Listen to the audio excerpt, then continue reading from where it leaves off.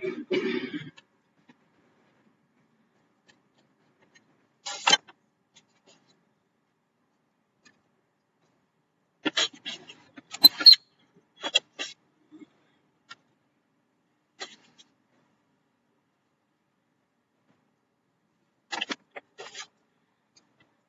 है आपका इस सत्र में।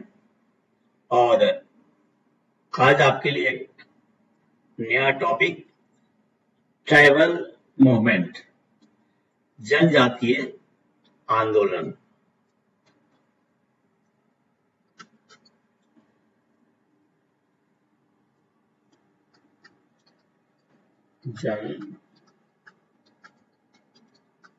जनजातीय आंदोलन, ठीक है।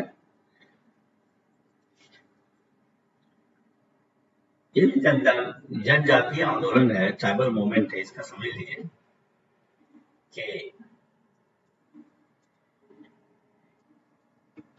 इसका कारण है कि जो भी ट्राइबल्स है, खासकर ये कॉलोनियल पावर ब्रिटिश रूल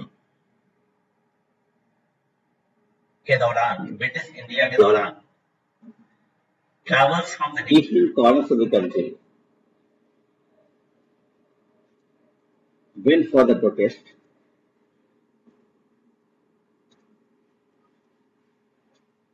आंदोलन किया। उसके पीछे रीजन ये था कि ट्राइबल्स की संस्कृति है, अर्थव्यवस्था है, लैंड है, फॉरेस्ट है, इस पे उनका अधिकार रहे, उनका ऑटोनॉमी रहे। मेन कारण ये है, याद रखिएगा कि in the very background of tribal movement of the resistances of the tribals from different parts of the country, including the Chotanagpur region, the main reasons behind it, number one, to maintain the autonomy of the tribals. Number two, right over the land, forest, water, traditional, social, economic practices. जो अंग्रेजों के आने के बाद उनको परेशानी हुई। Tribal movement में जैसे ये इनको फेजेज में बांट सकते हैं। जैसे पहला फेज हमारा है फेज 1। ये फेज 1 जो है 1795 से लेकर के 1860 तक है। फेज 1, फेज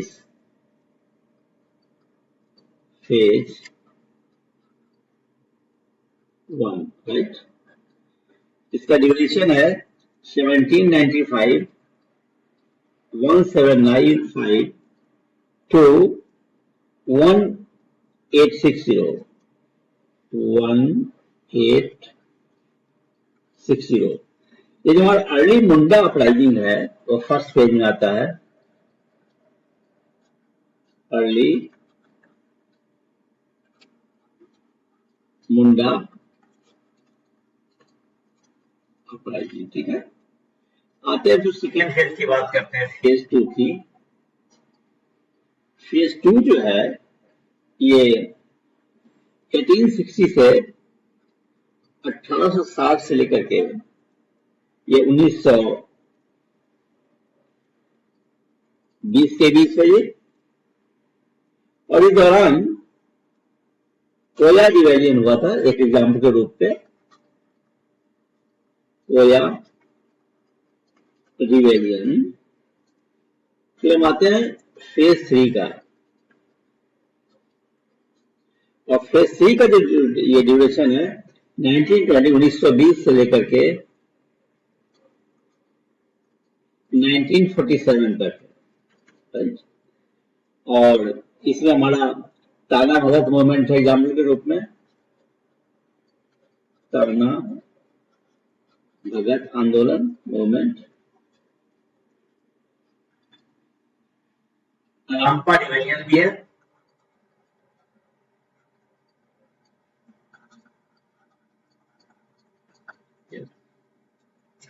ये तो first, second and third phase की बात हुई। और जब इंपॉर्टेंट जब डिवीजन की बात है, अपराइजिंग की बात है, तो उसमें हमारा जो है संथाल अपराइजिंग, संथाल अपराइजिंग हुआ, मुंडा डिवीजन हुआ। संथाल अपराइजिंग जो है आपका 1855 से ये हमारा 1856, और फिर मुंडा डिवीजन है 1899 से लेकर 1900। ताना भगत मूवमेंट है 1914 टू 1919। फिर आती है बात रामपा डिवीजन की, इसका पीरियड है 1922 से 90।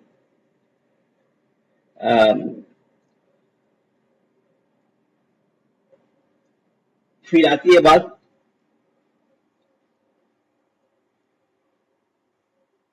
कोल मूवमेंट भी है। अब देखेंगे इन डिटेल इनके बारे में। अब शुरू करते हैं कि इंट्रोडक्शन तो मैंने दे दिया है, फिर भी आप देख लें कुछ बिंदुओं को।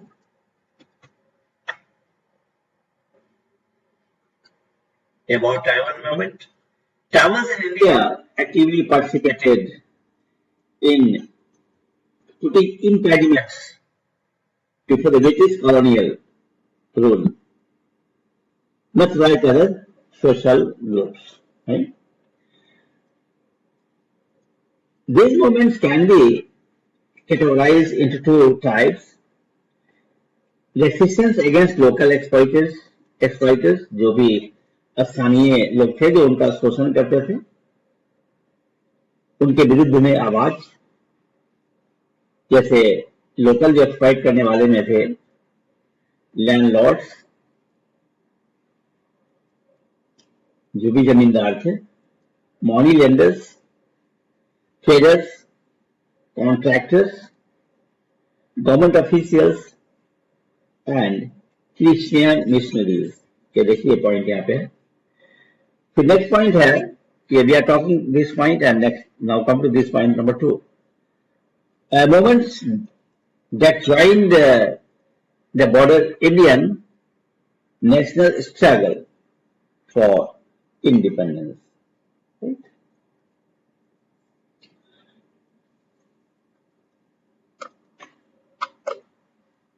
अब देखिए कि impact of the British rule को हम देख लें यहाँ पे, ऐसे और भी इसके बारे में देख लें कि first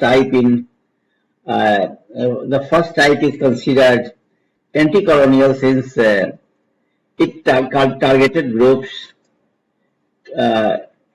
created or empowered by British colonial politics. These exploitative groups were seen as outsiders by the tribals. Over 70 tribal revolts occurred. देखिए big number 70 tribal revolts occurred during 1778 से लेकर 1948 के बीच में।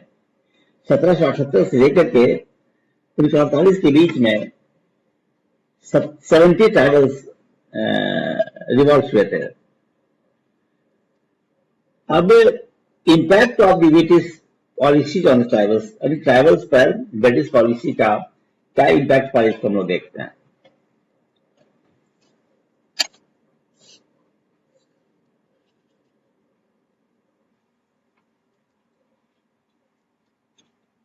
देख रहे डिस्ट्रप्शंस ऑफ ट्रेडिशनल सिस्टम, उनकी जो traditional systems थे वो डिस्टर्ब हो गए थे। ये भी एक फैक्टर्स था उनका, चाहे ट्रेडिशन में उनकी इकोनॉमिक एक्टिविटीज हो, सोशल गैदरिंग्स हो, ट्रेडिशंस हो, नॉर्म्स हो, प्रैक्टिसेज हो, वो डिस्टर्ब हो गए थे। और सेकेंड जो पॉइंट है वो इकोनॉमिक एक्सप्लॉइटेशन भी है, जैसे contractors were introduced and rent collection became a norm in travel areas. A cash-based economy replaced the self-sufficient travel economy, leading to the rise of traders and money lenders. Travelers had to pay rent in cash, forcing them to borrow from money lenders who charged extremely high interest rates. This deepened their poverty and indebtedness. काफी जो ब्याज की दर थी वो काफी अधिक थी, जिससे कि उनके अर्थव्यवस्था पे बुरा असर पड़ा.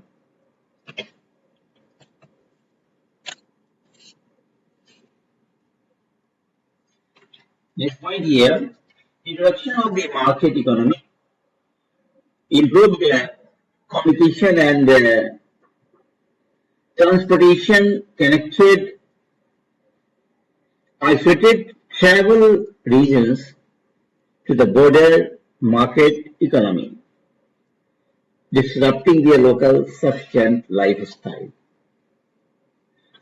Travelers lost control over their resources and their traditional justice systems were replaced with costly and inaccessible legal systems. These are the points, sir.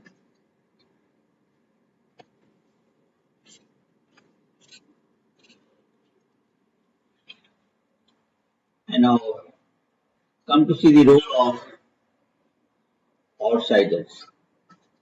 The British brought to various outsiders like landlords, contractors, traders, money lenders, and government officials. These individuals, often non-travelers, were collectively referred to as Bhikkhus by the tribals. Bhikkhu बोलते थे. Bhikkhu.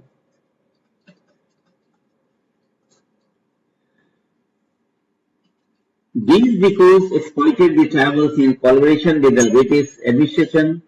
Landlords demanded excessive rent, evicted travels, and forced them into unpaid labor. Money lenders imposed crippling debts, sometimes forcing travellers to sell their belongings, children, or wives to meet demands. Government officials sided with these exploiters, further worsening the travelers' situation. Now look at the travel policies, forest policies.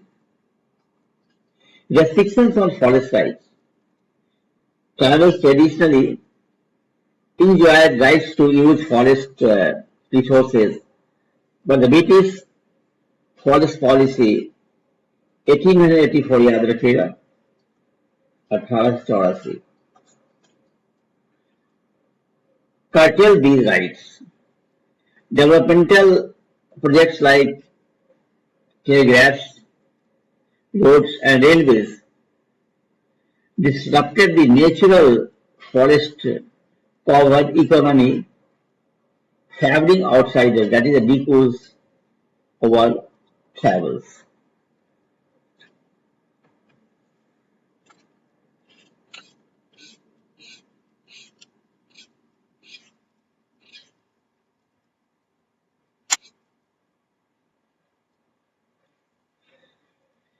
Then, see, exploitation through policies. Compensation for forest losses rarely reached the travels, as it was misappropriated by intermediaries like clerks and lawyers. Families in the late 19th century, along with rising prices, added to the travels' misery. Then come to the alienation from land.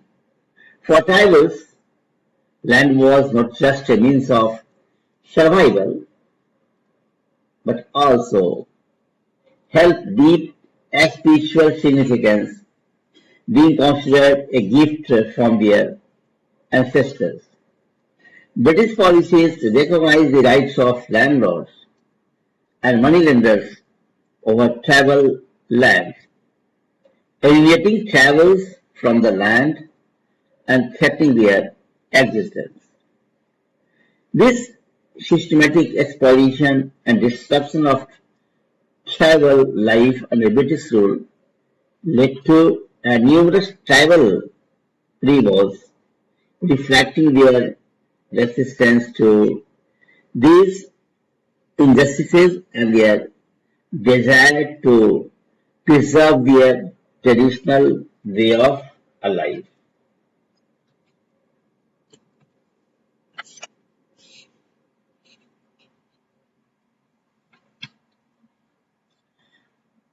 Then look at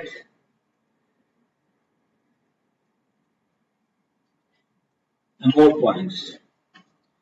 Key features of the tribal movement.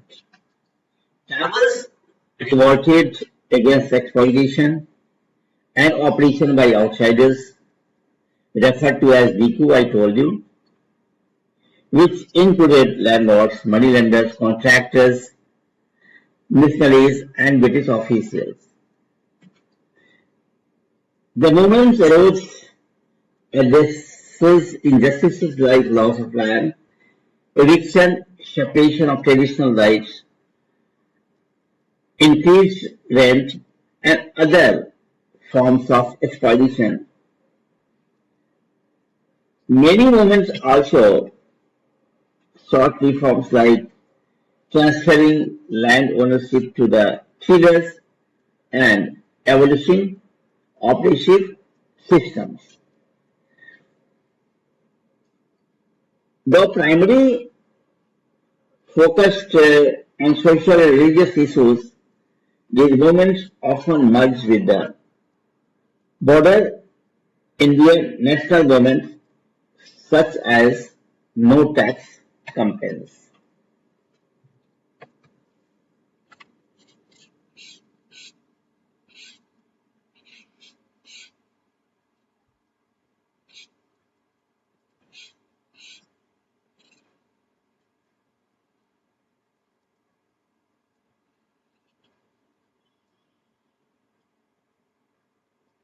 No tax campaigns. Now next point, tribal uprising frequently turned violent, with tribals using traditional weapons like bows, arrows, and access to attack operations.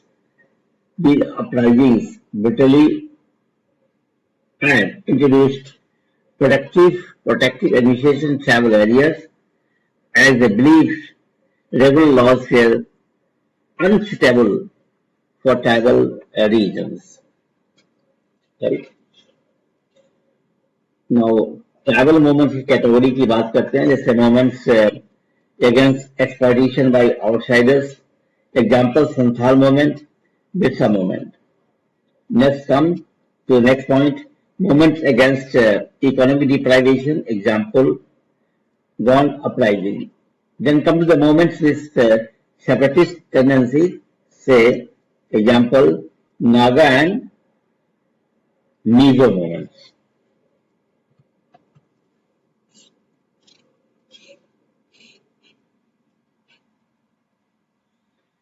Now, movements against exploitation by outsiders. Say, Santhal movement during 1855 to 1856, 1855 to 1856. The Santhals revolt was significant tribal uprising in Bihar and Jharkhand. It reflected the anger of the Santhals and indigenous group towards British rule and local exploiters. When come to the historical importance, prominent figures like Karl Marx and Rabindranath Tagore highlighted its significance. It was the first moment where Swaraj self-rule was the ultimate goal, making it as a precursor to the first war of independence, 1857. Right? A Santhal poem captured the sentiment. For everything we face, shall we go or shall we stay? Now, come to the evolution of the revolt. Initially, the Santhal supported local landlords and the British, but grew angry as they lost the land they had cultivated. Next point, heavy taxes, exploitative moneylenders and oppressive landlords forced them into revolt. Under Sidhu Kanu, Murmu, Kanu Murmu, Bhairav, and his sisters Furo and Jano, around 60,000 Santals took up arms like bow and arrows to fight for the Swaraj. काफी महत्वपूर्ण point है ये. Sidhu even formed a parallel government to collect taxes and enforce laws.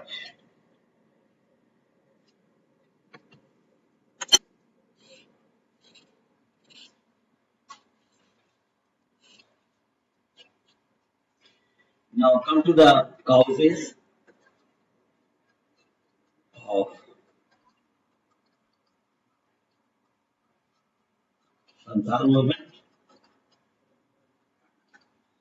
Causes, economic causes है.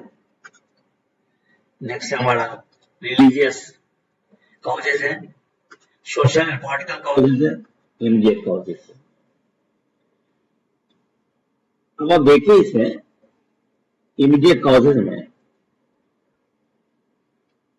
a minus shift incident led to the arrest and brutal beating of Santals. In retaliation, the Santals killed a police officer, sparking widespread rebellion.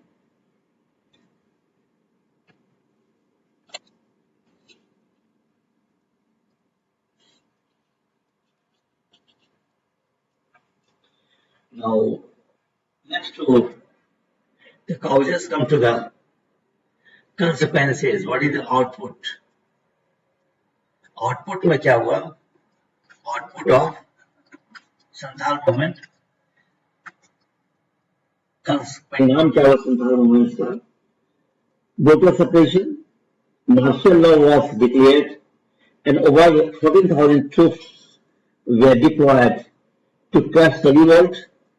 Santhal villages were burned and rebels were killed in large numbers. Out of 30,000 to 50,000 rebels, nearly 15,000 to 20,000 were killed. Sidhu Murmu was captured, tried, and hanged. Right? Then come to the symbol, significance.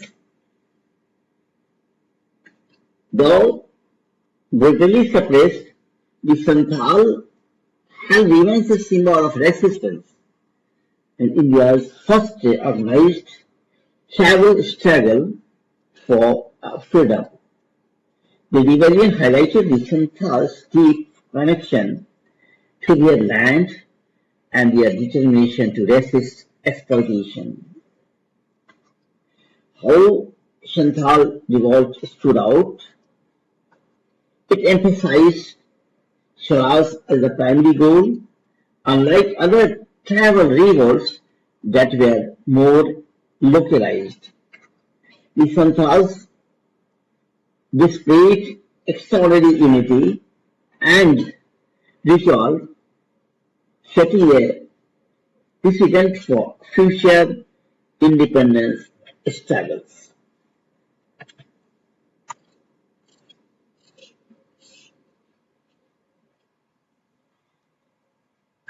A heartful poem expresses their connection to the motherland. Although my motherland is poor, it is still better than any foreign land. I will never leave my motherland. So these are the lines of the poem.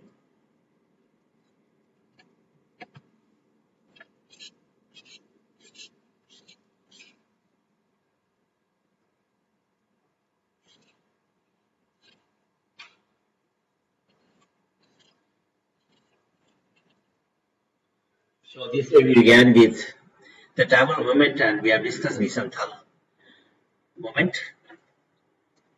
और इस तरीके से और भी जो movement है उसको एक एक देखेंगे।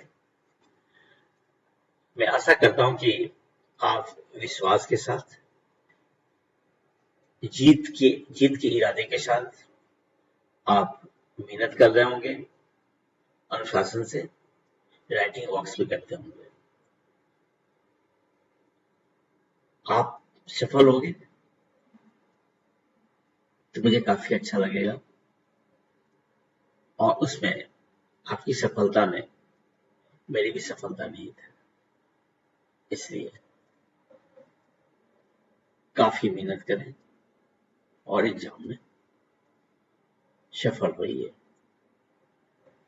शुभकामनाएं and that's all for this session. Thank you.